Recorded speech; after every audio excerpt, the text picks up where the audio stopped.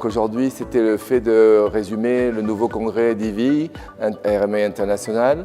C'est la 8e édition qui réunit plus de 1700 participants et qui a essayé de faire un panel de tous les thèmes intéressants au niveau des traitements de la fertilité, tout ce qui est possible d'améliorer aujourd'hui pour essayer d'aider les gens à faire une famille avec des enfants quand il y a difficulté pour les avoir.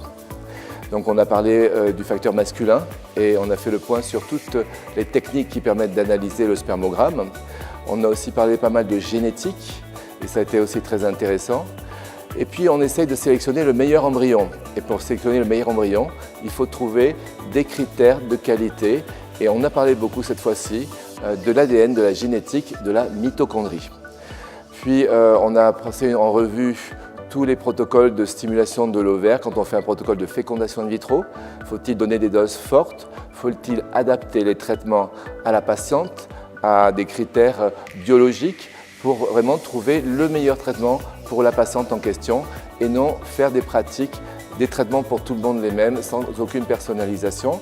Et on peut dire que le congrès va vers une personnalisation du traitement de la patiente. Et puis il y a eu des choses très intéressantes sur l'analyse des techniques de préservation des tissus, la femme en danger, la femme qui a un cancer, quel est le meilleur moyen de préserver sa fertilité. Vitrifier des ovocytes, aujourd'hui c'est une technique qui est vraiment très éprouvée, qui fonctionne bien et qui permet de permettre à des femmes après le cancer d'avoir eu un bébé. Ou faut-il mieux conserver du tissu ovarien? On a parlé aussi de ce thème chez les enfants. Et est-ce qu'il faut aujourd'hui préserver la fertilité des enfants qui vont être soignés pour le cancer? Donc un congrès passionnant qui permet de faire le point mondial sur toutes les avancées de la science au sein d'IVI RMA et au sein du monde entier.